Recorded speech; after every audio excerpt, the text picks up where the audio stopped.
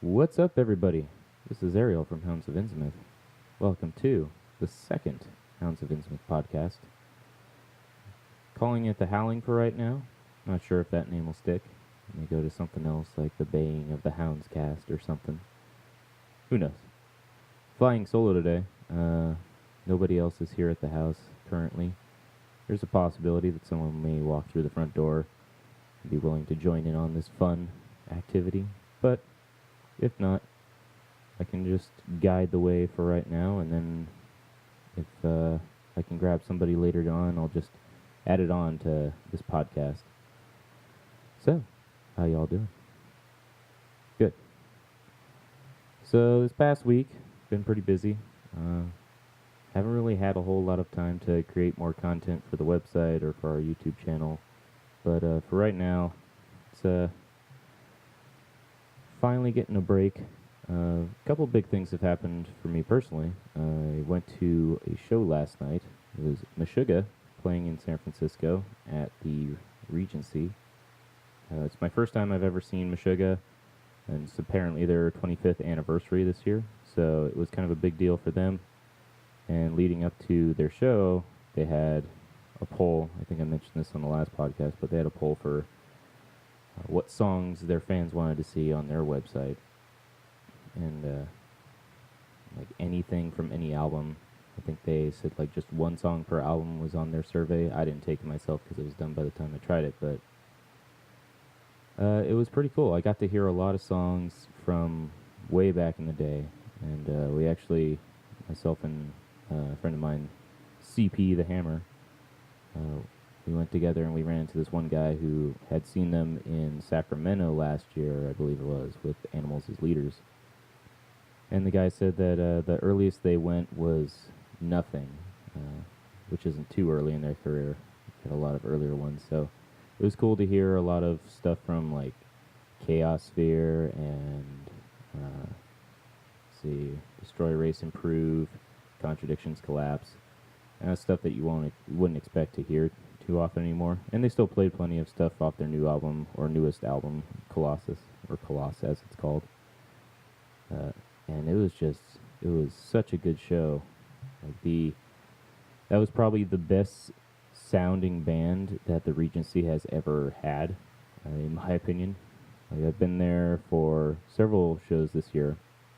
There was Amon Amarth back in February, and I believe they came with Skeleton Witch and a couple other ones. I really can't remember right now, and they sounded pretty good, but like nothing compares to how Meshuggah sounded last night. It was like the main detail that CP pointed out to me was that you could hear the bass in like the beginning, in the first song. You could hear the bass guitar, but you couldn't hear the bass drum. And at first he was like, oh, is this what Meshuggah sounds like? Thinking that the bass guitar was actually the drum, and then the sound guy obviously just turned up the volume on everything. Like, whoops, forgot about that one. And then it just filled the room. So if the bass guitar is able to act as like another percussive instrument to fill that void, it's pretty impressive. And it had me fooled. But it was just a really good show. It was cool to see all their old songs and to just hear them live. They definitely sound a lot better live than they do on their albums. Not like they sound bad on their albums at all. But highly recommend seeing Meshuggah if you get the chance. Definitely up there in terms of performances I've seen. And the Regency's, like, it's a fine venue, but some bands just don't sound very good in there. And there's like a lot of acoustic stuff that kind of messes with it. And I don't know, like the last show that I went to there, I think was the Carcass show that had, Carcass headlining with Black Dahlia Murder, Gorguts, Noism. And Carcass sounded really good, but like Black Dahlia Murder just, Like I've seen them before, and I felt like that was definitely a much more lackluster show. No offense to them, of course, but it wasn't. I didn't feel like it was their fault. They had plenty of stage presence, but I felt like I couldn't really hear most of the band. And I do wear earplugs when I go to shows, so it may be my own fault there, but I intend on keeping my hearing as long as I can so I can listen to music as long as I can. But anyways, Meshuggah, great show. Go see them if they haven't come to your town yet. It's worth whatever you're paying. Seriously. And they had some really good merch at a reasonable price. I came away with a few things. Really cool designs and everything. And they were playing with Between the Buried and Me, which I've listened to in the past, but I've never really given them, I guess, the time of day or the attention that they seem to deserve. Because after watching them, I was actually kind of impressed by them, and they had some good merch too.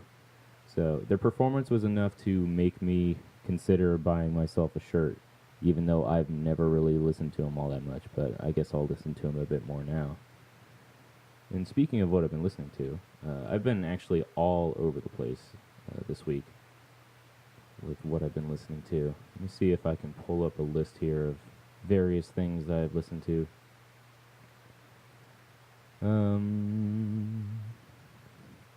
So I found a couple bands. There's this one site that I go to called lastrights.es, I think it is. Let me type it up real quick.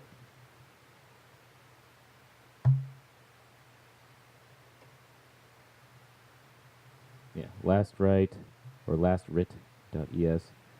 Whatever, just type it in Last Rights and it should come up. It's a pretty cool metal site. They have a lot of articles in simple blog fashion. The first page that opens up, there's a lot of different things for you to click on. They don't review strictly metal, but hard rock makes its way in there. And I like reading some of the reviews. I feel like a lot of the writing is really good in terms of like the quality and the intelligence. Like these guys definitely know music and they know what they like and what sounds good to them. And writing reviews of music is really difficult because it is a very, I forget the word.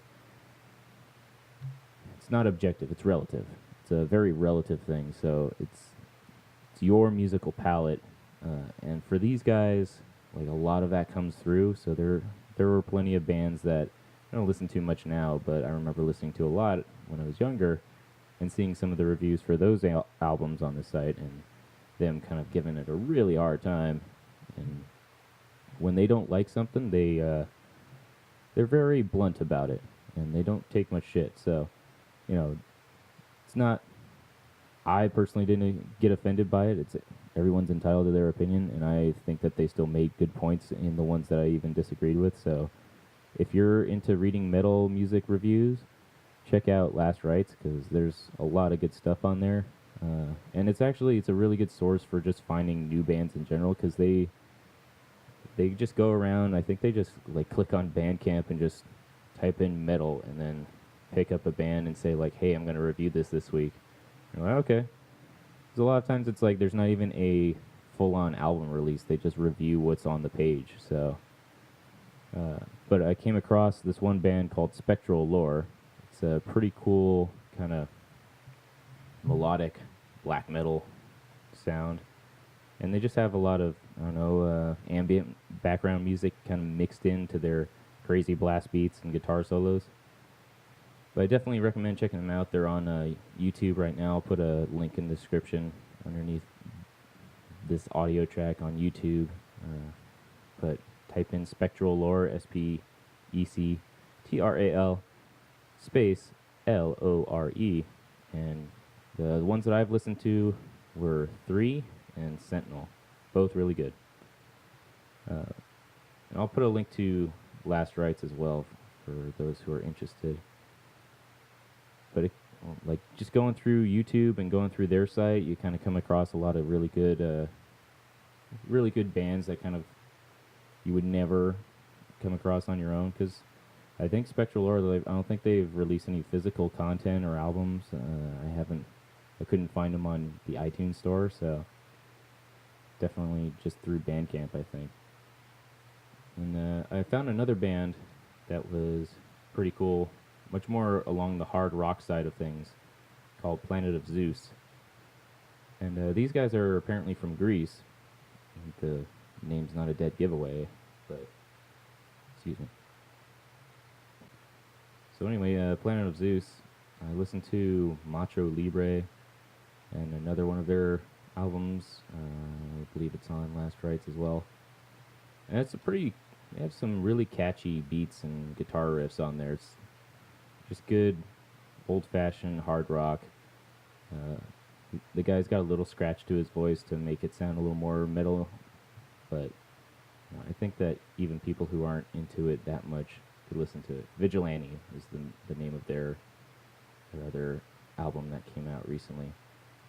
So if you're into kind of the Red Fang sound of just basic guitar riffs, definitely check them out.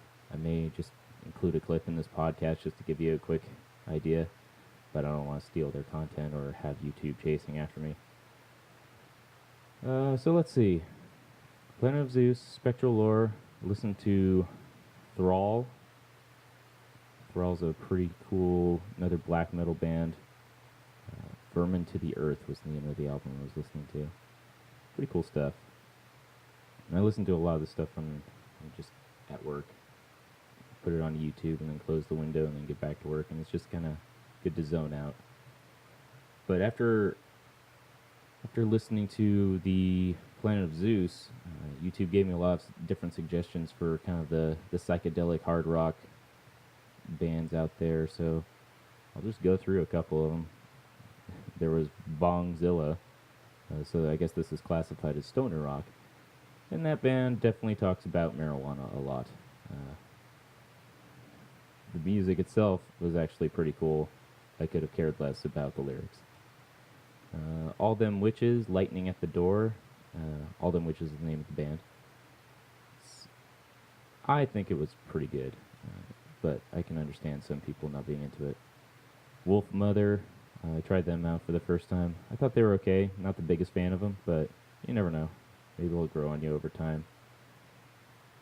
Let's see. I didn't really listen to too much of those guys. Radio Moscow is another one I tried. That was definitely a very Jimi Hendrix influence to that one. Brain Cycles was the name of the album that I was listening to. Pretty cool. I'd recommend listening to those guys. And then I floated back into the black metal area, listened to Immortal, their album At the Heart of Winter, and Inquisition.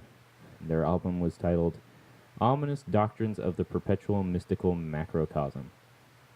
Super long name, but really cool album art and really cool songs.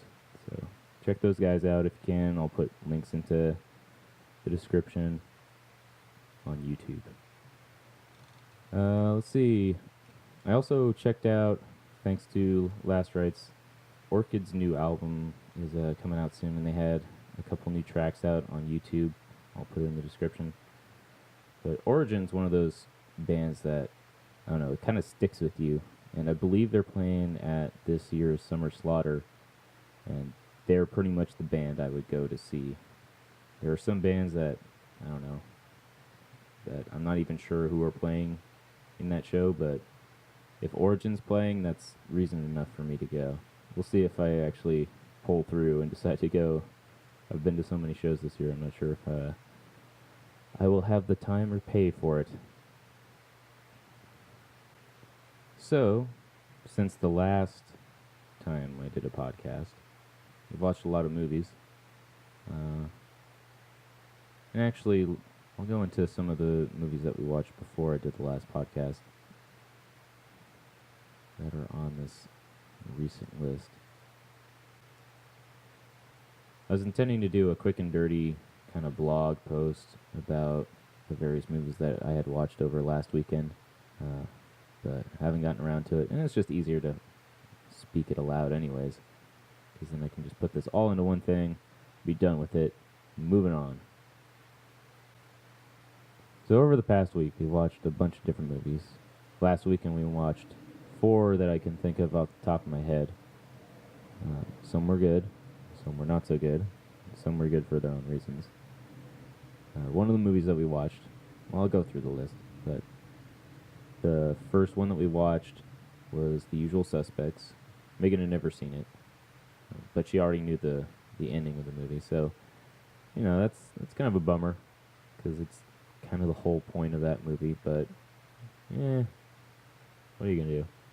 It's still a good movie, even if you know all the main details of it. Still fun to watch. The acting's great overall. You have Kevin Pollak, Kevin Spacey, and the plot is, pretty thick, and just kind of it makes you think a little bit about it afterwards. So I recommend it. It's still good. It holds up. I don't remember when the movie was released, but overall, I still recommend it. We started watching Stephen King's Children of the Corn, and that did not go anywhere because it was really boring to start with. We ended up actually just turning it off after about 15 minutes because it was just a whole lot of lead up into nothing interesting. It was not scary. I mean, I don't find most horror movies scary anymore, but that one was definitely just dumb. I watched it a long time ago. I don't remember much of the movie. I may try to watch it again today after this podcast just to try and get through it. But I don't know, man. That movie, not too interesting. We also watched Reanimator. It's starring Jeffrey Combs. That was a movie from, I believe, the 80s, and based off of a H.P. Lovecraft story, which is based off of Mary Shelley's Frankenstein. And I've actually not read all of Reanimator. I've read about halfway through the story, and I believe the way that Lovecraft actually wrote the story was it was part of a serial. So in the old days when newspapers were more prevalent, he would submit his stories to kind of a newspaper or magazine, and it would get published. And it was kind of the way that you read it now. It still has kind of like the Last Time on Reanimator type of feel to it. So there's a lot of recapping when you read through it, but it actually doesn't feel that much of a slog to me anyways. I think that the writing's good enough, and it's considering the fact that Lovecraft's style can be difficult to follow, having him actually recap isn't such a bad thing. So if you haven't read the stories, I recommend it. It's pretty interesting. The Reanimator movie, I think, was pretty spot on too. It certainly doesn't follow Lovecraft's story to a T, and who cares if it does or not. But the acting's really good. Jeffrey Combs is fantastic at playing the weirdo character. He's always great at making you feel a little awkward when he's on screen. But he also just has some fantastic moments of just complete calm in the most horrific scenarios in that movie. It's a bit of a gore fest. There's a lot of practical effects in it, and fake blood, and some cheap special effects with certain camera tricks and head movements. But also a lot of boob. So if you like seeing boobies, you can watch that movie too. But overall, 5 stars. Check it out. I think it's pretty good. It's a predictable story, but who cares? It's just a fun movie. It's ridiculous. So going down the list, we also watched, moving on from there, Don John, starring Scarlett Johansson and JGL, Sir Joseph Gordon-Levitt. And that movie, I expected something different from it. I know Megan did too.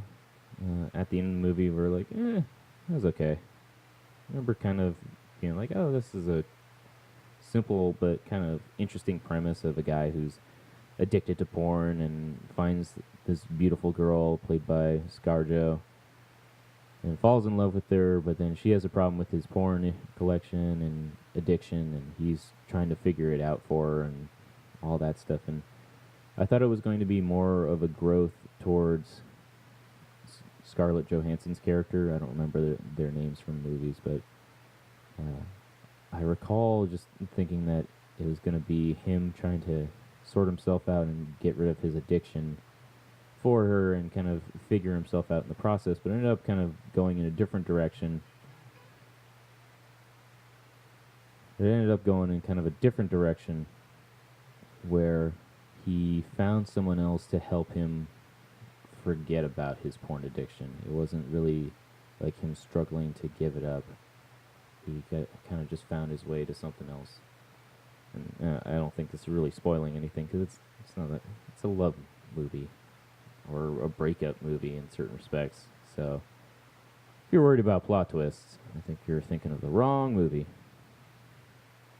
Overall, good acting. Thought the story was fine. It was a little just kind of not what I expected. I don't really want to dock it that much for it. I'm sure Megan has some more opinions about the movie than I do.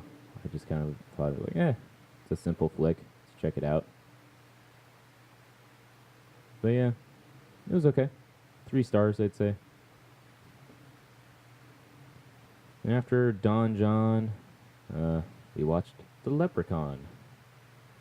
And The Leprechaun, a lot of people may not be aware until Netflix puts the picture up front that Jennifer Aniston was in that movie. Early in her career, it usually starts with horror movies. And her acting, I've never been that fond of Jennifer Aniston. I didn't watch Friends, so that certainly has no impact on my opinion of her. And, it's early in her career, so she's nothing special in it. Warwick Davis plays the leprechaun. And Warwick Davis is known for kind of being the short guy that's in all those movies. He was in Willow. He was in Harry Potter. He was in Star Wars. I believe he was in Star Wars. It was one of the Ewoks, the main one. Wicket, I think their name is the Ewok. It's bad that I know that. I like Warwick Davis a lot. I think he's fantastic in everything he plays. And in The Leprechaun, he's clearly having a grand old time. So if you like Warwick Davis, hamming it up. Check out The Leprechaun. It's a dumb movie. It's not as entertaining as I think everybody hoped it would be. We watched it as a big group and kind of made our own drinking games out of it. And it's fun to watch, but it's just so stupid at the same time.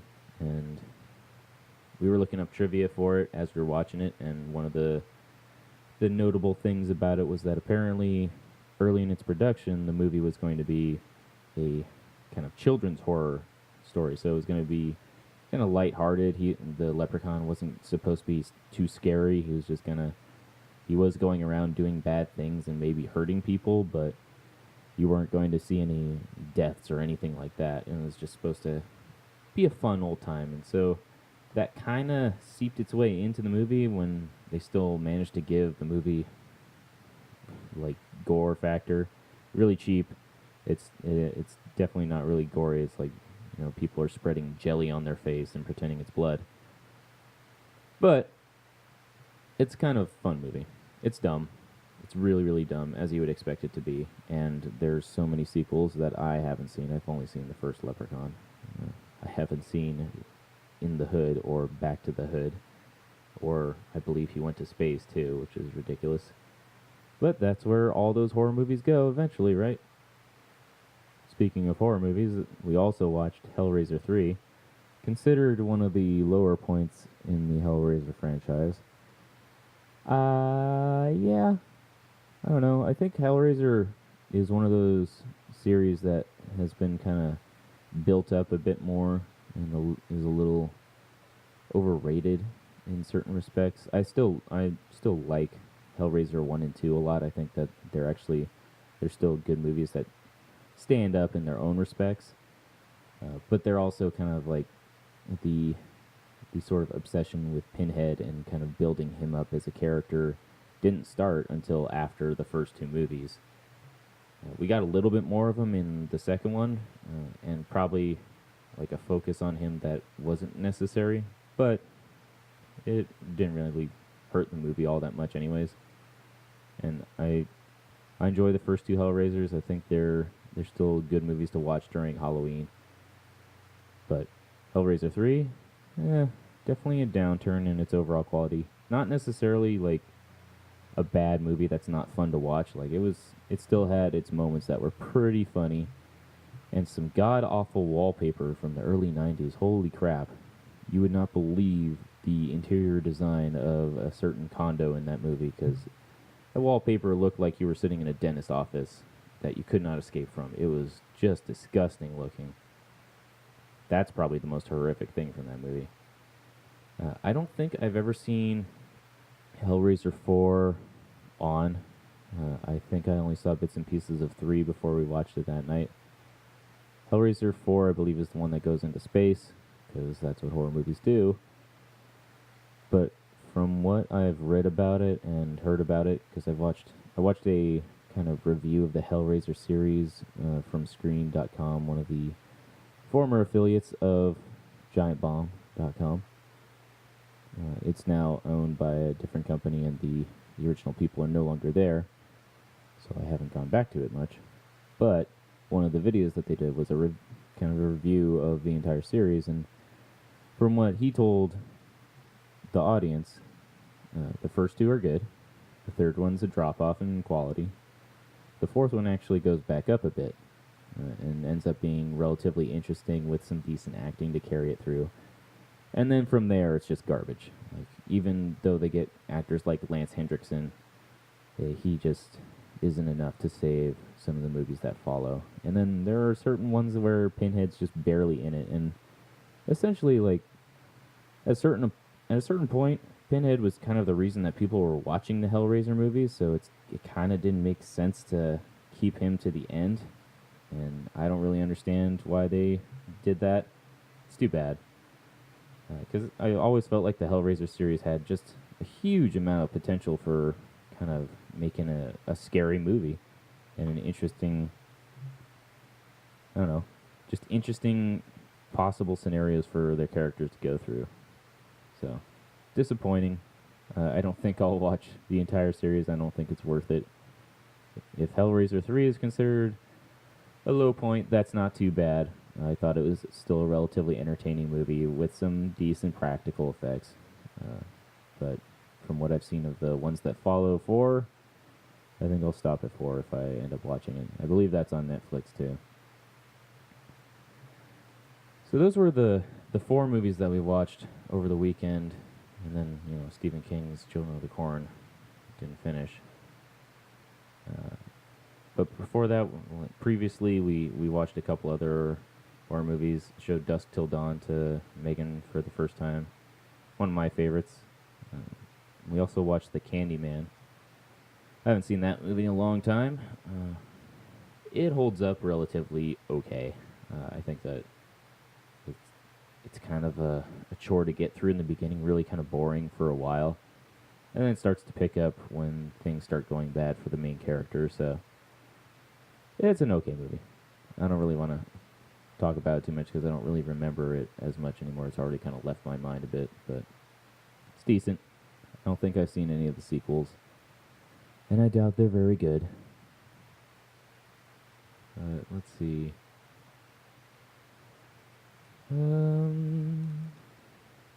Oh. So there's this other movie that we put on.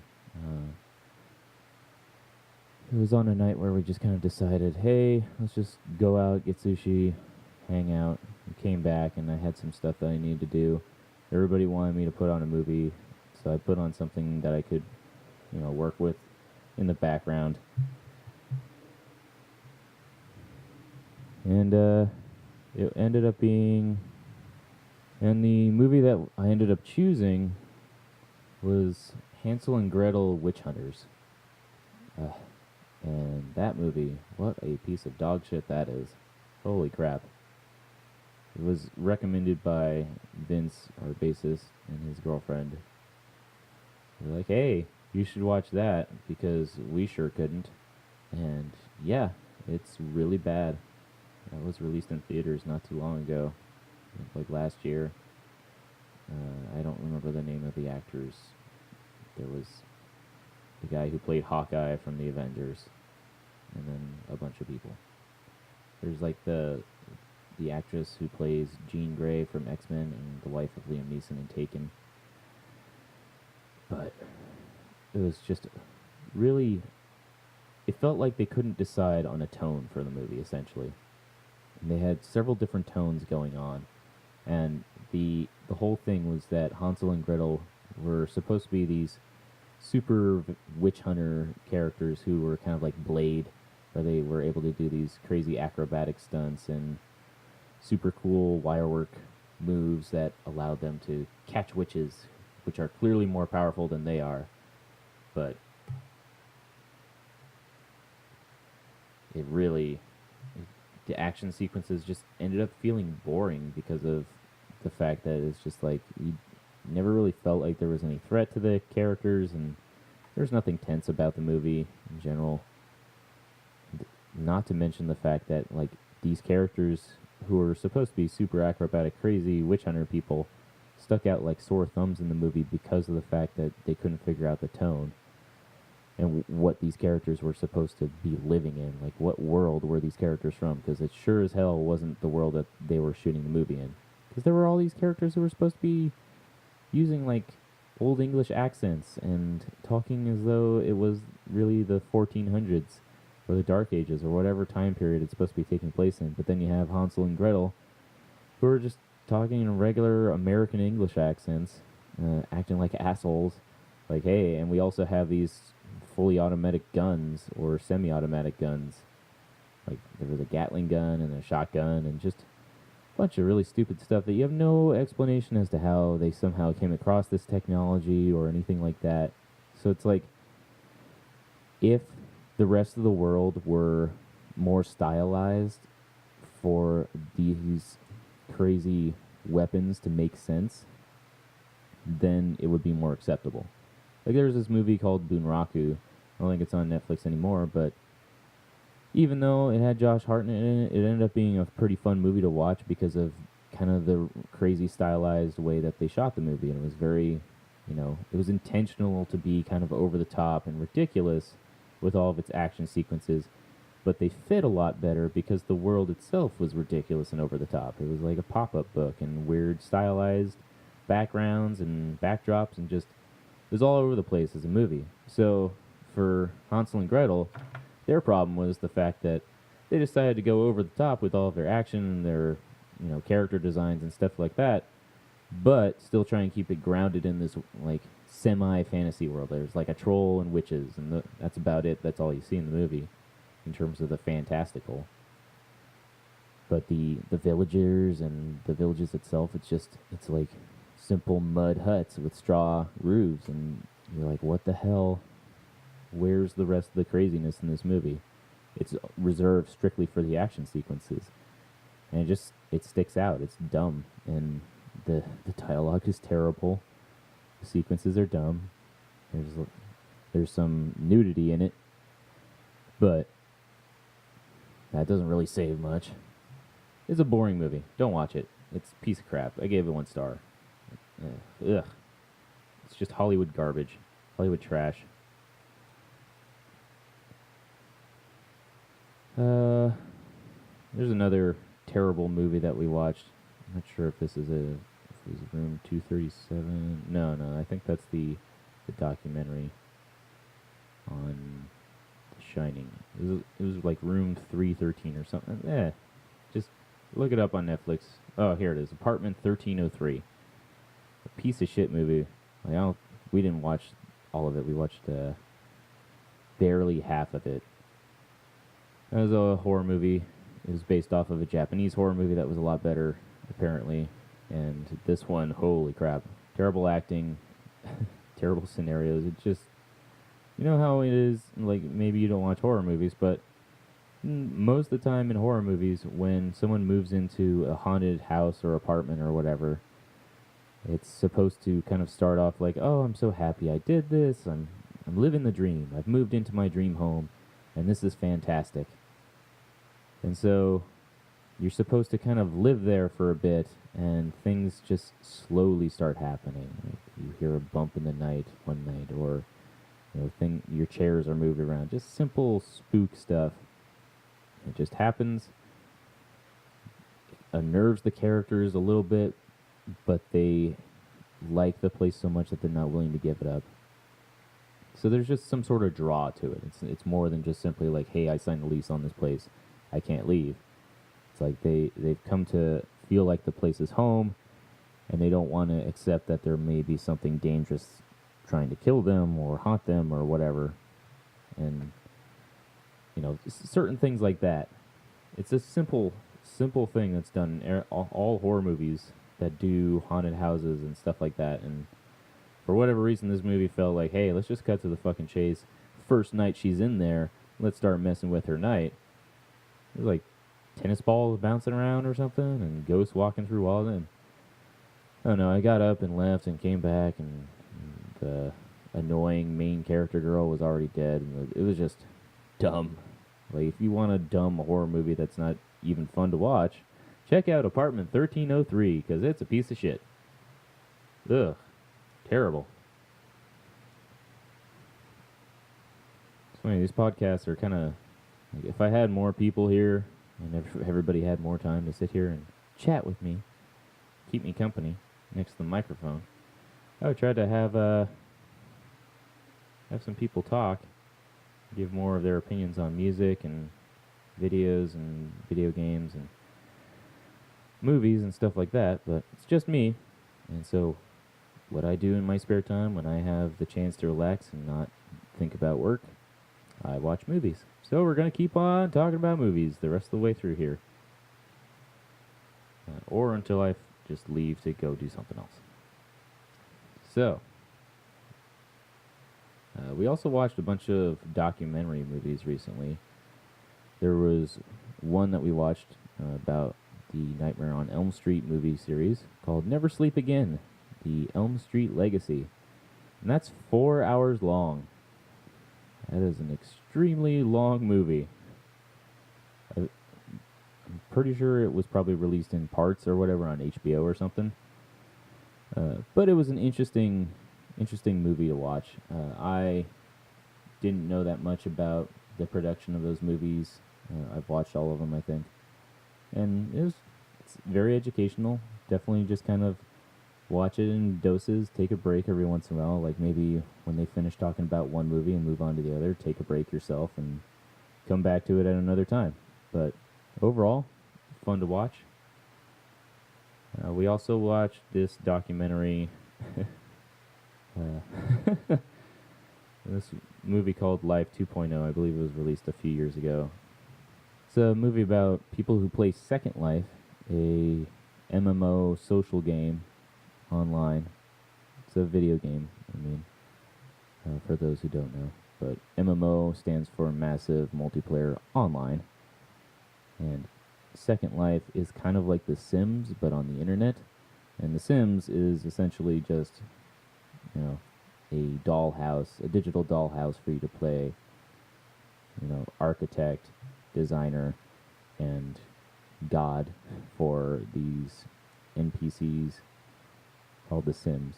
And The Sims are just people that you can create and make them do things that are part of their everyday life. It's kind of a way of vicariously living the dream through these NPC characters. Like, you don't really play as them, you just control what they do. And in Second Life, it's a little bit closer to playing as these characters. But essentially, with The Sims, you play as kind of the consciousness that rules their motivations. You decide, they have their own personality quirks, and you kind of have to fiddle with like how you're going to teach them to do certain things or have them go through their daily life. But in the end, there's kind of a limit on what they're doing. The Second Life is similar, but makes you create these characters that are meant to be more as your representation, and you're only controlling one as opposed to The Sims where you control everybody on the screen because it's a single player game.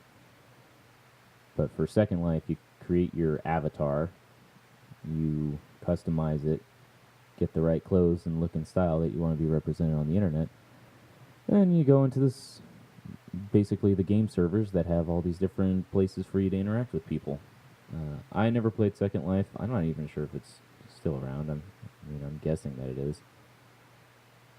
But I believe the Life 2.0 came out in like 2009 or something, so the information in that could be completely dated. Who the hell knows? It doesn't really actually focus too much on the game of Second Life. Like, they interview some of the developers a little bit, but it actually focuses more on these 3 different stories of the people who play Second Life. And one story was about a woman who kind of is an in-game merchant in the game and is able to kind of make a living off of creating and designing these items for people to buy and wear in-game. And they exchange in-game currency. I forget what the actual name of the currency was, but that currency can then be converted into actual dollars. I'm not sure how that conversion works. They showed like a simple equation, but I'm more curious as to how you can take some digital money that doesn't exist and isn't accepted anywhere else and convert it into dollars. They didn't show that part, so that was where I was kind of interested. But overall, I mean, it didn't really matter in terms of the story they were trying to tell. But the woman made a fine living with it. She ran into a little bit of a speed bump when her stuff was more or less stolen. It was digitally reproduced by somebody else who was selling them at discount prices, pulling the Walmart. And she kind of fell into a bit of a rut, but she managed to get the law on her side and was able to take some legal action and basically rebuild her stylish empire in this digital world. It's kind of interesting. The interesting part of economics, and economics is never interesting, but it was kind of interesting to hear about economics in a video game and how that can be affected in kind of very similar ways, just based on how money is exchanged within this digital world. So her story was intriguing, and just kind of seeing somebody who was, addicted to the video game, but still making a living out of it and making something productive out of it. The second story was about this gentleman who, he got really into the game in that he created his avatar with kind of more of an intention of making a connection to the game, a mental projection of himself in the digital world. And it was a little weird because he created a character that didn't necessarily resemble him. Like, a lot of people would usually try and choose a character that defines them in physical appearance, maybe make themselves a little slimmer, what they consider beautiful, and say like, oh no, that's me, that's how I see myself in the future.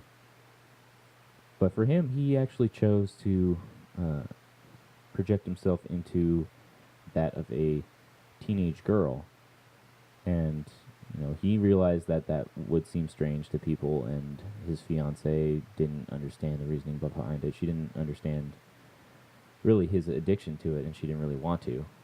It's understandable, but it was an interesting story to hear how he was kind of addicted to this game, and it was kind of sad because it seemed like it ended up ruining his relationship with his fiancée, and they ended up breaking up at the end of the movie. But he felt like he was able to figure himself out a bit more. There was some growing in it for him. He remembered some painful memories that were repressed, and kind of helped him figure himself out a bit. I still couldn't quite... I couldn't sit there and be like, oh yeah, sure, dude, that makes sense. Yeah, totally. But I didn't live his life, so I don't know. It was a weird story to follow. The interesting thing was that he never referred to the girl as himself. He always called her by her name, or like referred to her in the third person. So like he felt like it was an actual character that he had created who was talking to him or teaching him things. So there was that distance that he was able to establish. So it never felt like he was a pedophile or anything like that. He just seemed like a guy who wanted to create this story, this character, to live through this story, and that he was learning something from it. I felt like he was a little too attached to this character and too into the idea of what he was creating. But I don't think he was like doing any harm to anybody or anything like that. So that story was fine to watch, but the main story that ended up stealing the show for that movie was a story between these two people, these two lovebirds who met on Second Life, and they were just The worst people. Like they're probably not terrible people or anything like that. I don't care for people who are cheaters and are not loyal to their companions, but both of these people were married to their own spouses, and the woman had a kid with this spouse, and she went on to Second Life, and she bumped into this guy in one of the servers, and they started talking, and they felt like they had an emotional connection. That's what's really important in a relationship.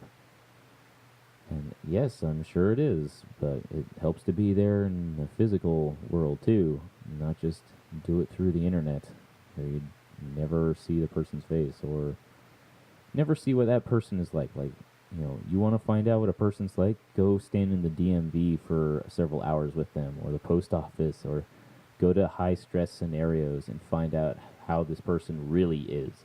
That part of the movie, that story, they bounce back and forth among the three different stories, but that one was it was a trek to get through because I didn't want to listen to their romantic drabble about, how much this person means and how Second Life is so good at finding the right person for them, and not only that, but seeing their like flirtatious behavior and stuff like that while they were still married, and eventually the spouses find out, and then separation and divorce, and then the two lovebirds from Second Life, they have more physical interactions with each other, and the guy moves in with her down in her house, and then things don't work out when they've been living there, and I believe it only lasted about like 3 or 4 months, and the guy moved back.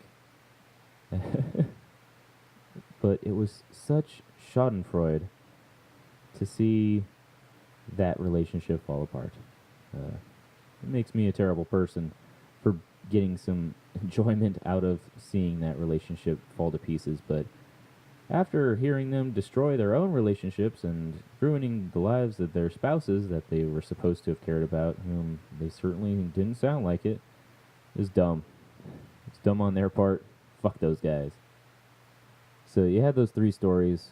The other two were, more on the intriguing side of things, just trying to figure out what a person had to say and, certain things about their life that Second Life had an impact on.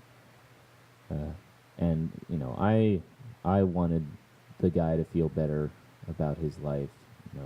I don't think that video games are necessarily the best form of therapy, but if it was helping him kind of figure himself out, then more power to it. And as for the woman, like, if she's making a good living off of it, why the hell stop? So it works for her. The only thing is it's a video game, and it's an online video game, and those things don't seem to last forever. So I don't know.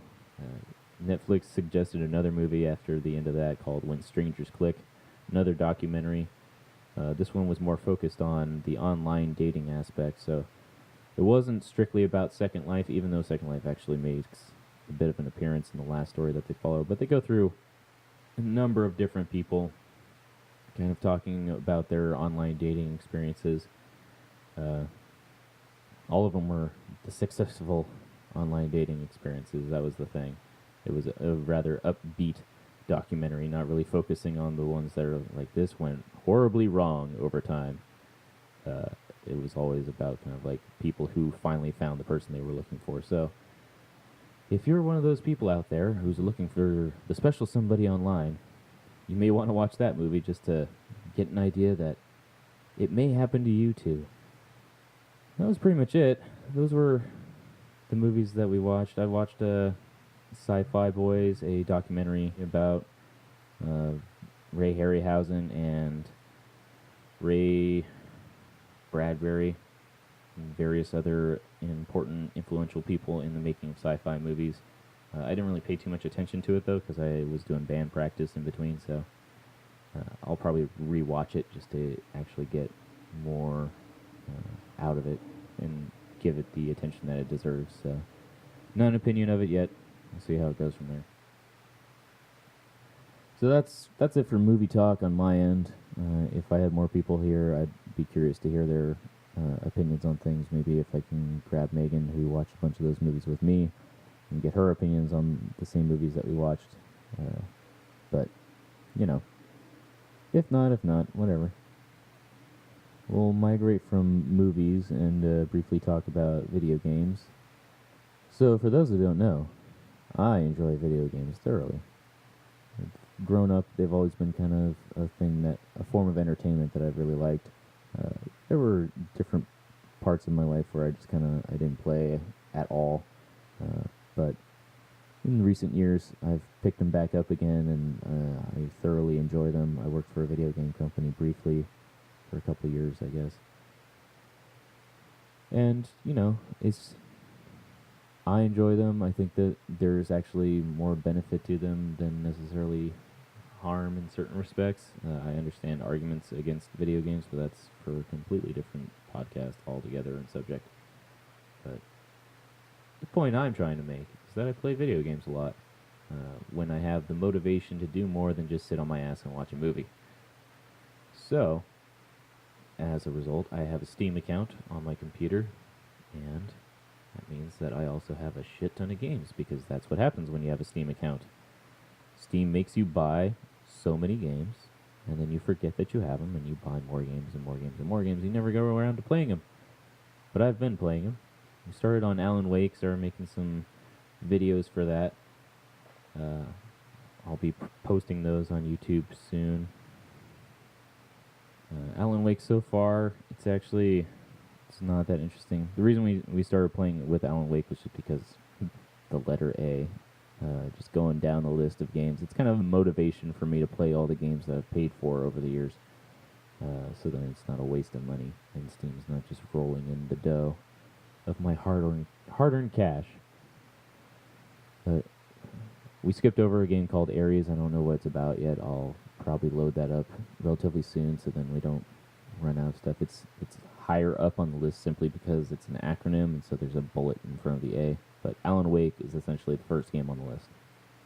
And so far, it's not that great of a game.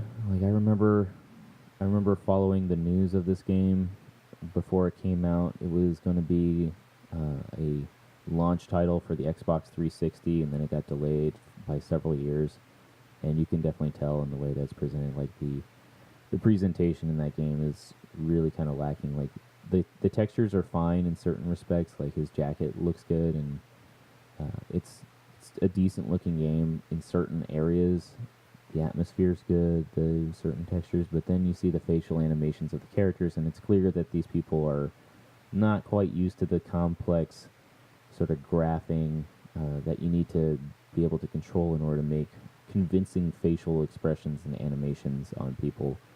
It's definitely like animations that were trapped in the previous generation of technology. So, it makes for a lot of really goofy faces, and I'm gonna just make a collage of all these stupid faces. But that part's pretty entertaining for the game. The story that they're trying to tell is not so entertaining, and there's some very obvious influences from Twin Peaks, in both the setting and some of the characters that you see, and just the way that the story is told. It's like episodic. You could probably blame a lot of the episodic games now, like those of Telltale, guys who made the Walking Dead game, Jurassic Park the game, and The Wolf Among Us. You could probably blame some of the episodic style of video games on Alan Wake. They may have been considering that as a way of selling the game, I'm not sure. But it seems like it was a little too early. That model of sale hadn't really come across yet. So, but regardless, Alan Wake, the actual combat in the game is interesting. It's a satisfying enough combat. Basically, you're fighting these kind of cursed, darkened versions of townspeople who are really aggressive and trying to kill you with hammers and axes and stuff like that. And you have the ability to use a gun, but your gun's not too useful against these people unless you use your flashlight first. And since they're shrouded in darkness, you basically burn away the dark armor that they're wearing with your flashlight. And then once the armor is gone, then you shoot them. and they dissolve into this light. So, obviously, a violent-ish game. So the combat itself is satisfying in certain respects. The ammo seems a little scarce. It's meant to be like a survival horror game, but the atmosphere is not good. Like, it doesn't really evoke any fearful sort of atmosphere as far as I'm concerned. I don't think it's a very scary game. It's fun. The story is dumb. The story is like trying to play it out like a Stephen King sort of story, like a writer who gets stuck in his own story or something like that. We haven't played very far in, like maybe about an hour and a half, 2 hours in, and we kind of stopped paying attention after 30 minutes because it's like the way that they tell it is through kind of lengthy monologues from the main character, Alan Wake, and his voice is just so monotonous and boring. Like, maybe mine is, but at least I'm not trying to tell you a story through really crappy prose. Like, he walked through the door, and then he saw a light, and underneath the light was a woman. She was shrouded in a veil. It looked like she came from her wedding day. Like, that type of storytelling is like, just get to the fucking point. Like, show, don't tell. Like, I don't want to hear your descriptions of things. I don't know. They tried to be more artistic with their way of telling the story by having you pick up pages and listening to him read off these pages that he hadn't written yet. But it slows down the pace of the game. You just kind of want to keep going because it's just the voice acting, the animations, it just doesn't make you really interested in the story. We'll continue to play it as long as we can stomach it. It's fun-ish, but definitely one of those games that I think that if we do more recordings of it, we need to have at least 2 people here in the room to watch it because it's just ridiculous in certain parts, like ridiculous arm gestures and facial expressions that are just dumb to look at. But I haven't played that in a week. Instead, I've been focusing on this other game called The Forest. And Megan and I, we tried to do a playthrough, kind of just a quick run through it with some audio commentary, but the audio didn't sound very good, and the video didn't record, so we were having some technical difficulties. And it was okay because I didn't know what I was doing with it. It just wouldn't have been fun to watch anyways. We'll record another video or 2 with some commentary once I kind of get a grasp on the game's mechanics and stuff and show that off. But I think it's a pretty cool game. It's actually not finished yet. It's still in its early alpha stage. So it's far from done, but Steam is kind of one of these marketplaces that allows developers to put their games up before they're finished to give consumers the opportunity to play the games and kind of see, what the intended purpose of the game is, and in some ways kind of give the developer the money to finish the game that they might need. It's risky business, obviously. Like, Steam just recently had to rewrite their rules to say, like, hey, remember, there's no guarantee on our part or the developers that it'll ever be completed. So if you're going to give money to us and to the developer for this game, be aware that they may never finish it, and you are not, you're not entitled to a refund if they don't finish it. So I normally play games that are done. I don't normally buy into the early access. I'm like, well, I'll just wait until it's finished rather than play a broken game. But sometimes broken games are fun to play, and sometimes like a game kind of pulls you in a way that's so interesting that you just can't help but be like, yeah, that looks really cool. I want to give that a try, and I don't want to wait. So The Forest is one of those games. I saw a trailer a while ago, and then I saw Markiplier play it, and it reminded me of that trailer, and I looked it up, and I'm like, oh yeah, that's that game, and this sounds really cool. So to give you a brief explanation of what the game is, it's like Minecraft meets the movie The Edge, starring Anthony Hopkins and Alec Baldwin, with cannibals and Cthulhu. Like, that's pretty much it. So the mechanics of the game is it's a survival horror game. And a key emphasis on survival. So there are cannibals, and there's this dark sort of Cthulhu mythos undertone going on. You don't see it too much. I haven't seen it so far from what I played, but I know that it's there. And essentially, all it is you're on a plane, you crash in the middle of the woods, much like in the movie The Edge, and you have to craft tools to survive. So Minecraft crafting is there. You just it's like I take stick, I take rock, I make axe. I put a bunch of sticks and leaves together, I make fire. I cut down trees, I get logs, I build fences and cabins or whatever structures and a place for me to live. So that's the Minecraft side of things. Minecraft being much more focused on the crafting part and just getting resources, digging up stuff. There's a lot more creativity involved in it. The motivations are more for kind of building your own home, similar to The Sims and Second Life. But with this, it's more on like you need to build these things because there's a constant threat of death in various forms. And so there's the HUD that you get is just a simple little icon in the bottom right that shows your health, your overall kind of awakeness, your stamina right underneath it, which is directly tied to that. So like how awake you are is basically your capacity for your stamina. If you're really sleepy, you're not going to be able to run very far or chop trees for very long without getting tired. And then there's a thermometer to indicate your body heat. So there's definitely mechanics involved of like freezing to death, being too cold from like rain at night. So you need to build campfires and warm yourself up.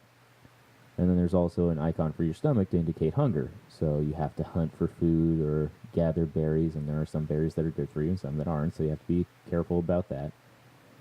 So to get back to kind of the setup, you're on a plane, you're playing Crash Lands, you're on a plane with your son, the plane crash lands, guy takes your son, disappears into the forest, you go after him. There's not like any real motivation to go after the son necessarily, other than like, hey, that's my kid. So it's not really like dire at the time. Like it's more like, hey, you need to figure out how you're going to survive here. And the thing is that like since this is early alpha, I'm sure that they're going to change around the balancing of the game a lot more as it gets closer to its release. It'll probably stay similar to the current state that it's in for right now in terms of your danger ratio, but when you get off the plane, you can grab a bunch of food and stuff that's around there, but you really quickly need to find a place to set up your camp and where you're gonna hide out. And it does not take long for you to run into people. I've actually run into people directly outside of the airplane, and they're not friendly. Like they don't always automatically attack you. The AI seems actually pretty complex. A lot of times they'll be kind of hesitant about going after you because they don't know how dangerous you are. But if you stick around, or if you like just take them on, they'll take you out real quick, and you don't want that at all. I mean, there's certain reasons that you might, but essentially what you want to do is you want to hightail it away from the plane, get as many supplies as you can before you're spotted by any people, and then look for a place that's relatively secluded, that has kind of a choke point for entry, so then you can build minimal amount of structure. Like you can build fences, big gates to block people from entering and everything. And so if you use these choke points, you won't have to build more than one or two, and then you don't have to worry about being overwhelmed by people and keeping them out and not having to gather as many resources in order to pull this off and build your fortress. So the other thing to keep in mind is that the main thing about this game is that it's a roguelike and it's randomized. So a roguelike game is one where if you die in the game, that's it. There's no continues. You lose everything, you start over. And I enjoy those games. It's kind of fun. If you've ever heard of the game Spelunky? That's essentially the same type of game. It's a roguelike where you go around, you gather resources, and you just hope to last as long as you can, hopefully make it to the end and be done with it. But not, oh well, start over. And the randomization comes with every time that you start over, the map is different, completely redrawn. There's no way of knowing if you're going to have beaches or if it's just going to be strictly forest and rocks. You don't know. So you can't plan ahead of each game. You can't just go like, well, I'm going to go left as soon as I hop off this plane and get to that one beach and build my shelter there. It's not going to happen that way. So I actually had, since Megan and I tried to record this stuff, went through a couple of different playthroughs and tried building my shelter in several different areas, and none of them were very successful. One seemed like a good idea, and then it's like, oh, nope, now it's just a big activity spot, like every human in the forest is coming to this place. And then another one was like, oh, why did I even build this here? This is a dumb spot. And then I tried actually building up a little tiny, like, alcove for myself with a bunch of posts, and it didn't work, period, because I didn't close it off. But it was funny. Like, so today I played through it, and I'm getting the hang of it and figuring out what I can craft and what I can do in the game. And it's still very buggy since it's in alpha, but it's still fun to play and kind of figure it out as the game grows and changes. But this time it really seemed like I kind of got a grasp on it, and I was able to survive for much longer, despite kind of a rough start that I had, actually. But I found this one place where it's like this one small beach. It was to itself. It wasn't a great beach because there wasn't a steady food supply there, and there wasn't a whole lot of food directly outside at first. But it had a choke point between these two rocks, so I could just build up some fences, and then I didn't have to worry about guys, coming after me right away. Unfortunately, they still found me before I was able to complete my wall, and they knocked me down and knocked me out. And when that happens, it's basically where this differs from a roguelike is that normally roguelikes you don't get a second chance. In this game, it decides that since it takes so long for it to build a map, it'll give you a second chance. Your second chance is that once you die the first time, you get carried into their cave, and then you have to escape from the cave. And inside the cave, there's actually a lot of goodies for you to use in your escape and getting out of there. And this time I managed to escape using the exploit of a bug where I was able to craft infinite Molotov cocktails. So I had a steady supply of fire as my weapon. So I was able to actually escape the cave for the first time. But it's not easy getting out of there. It's really dark. And I was able to make it back to my camp, and I thought I was going to die several times from like either starvation or from the cold, and I eventually did die, and I didn't last as long as I did in other games, but it still felt like my most successful one. And I died from just stumbling through the dark and falling, of all things. But it's funny because I don't really find horror games all that stressful. I find the stress of roguelike games way more intense, which is why I play games like Dark Souls and Spelunky. Spelunky's a little more lighthearted and fun because you're just like, let's just keep going. Who cares? Who cares if my character dies? I don't care about starting over. It's fast and quick, so you just kind of keep going with it. But like I'm way more stressed out, and I get that kind of same sort of fear and fight or flight response that people get from watching scary movies from playing games like this one, where it's like you're working hard on building up this fortress, and you have to make sure you do everything right, and if you don't, the consequences are really dire, and it screws up all this progress that you made, and you have to start all over again. So that is more stressful, and that is more kind of interesting to me. Like, I don't like stress, but it's kind of exciting when I try it out that way. So this game, we'll try and record a couple playthroughs soon. I think it's a really cool game. I think that people should try it out if they can. Just check out their trailer on YouTube. It's pretty interesting. I've never played Minecraft. I don't really want to. It never really appealed to me, but this appeals to me, and kind of taking elements from Minecraft that are interesting and putting them into a scenario that's interesting. So check it out.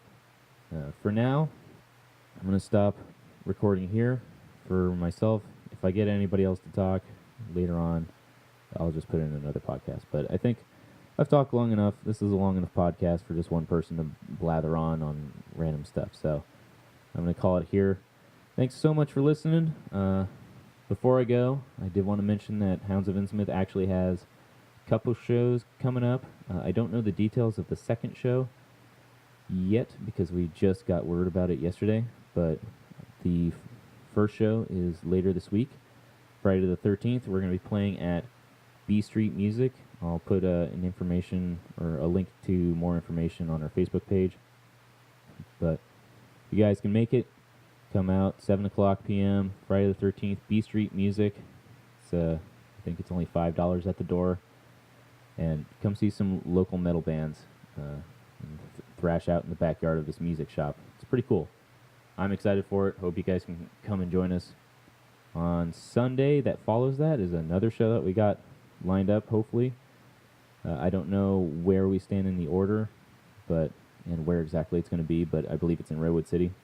More details to come. I'll put that on the Facebook page as well. So, anyways, thanks so much for listening. This is Ariel from Hounds of Innsmouth. You guys have a good day.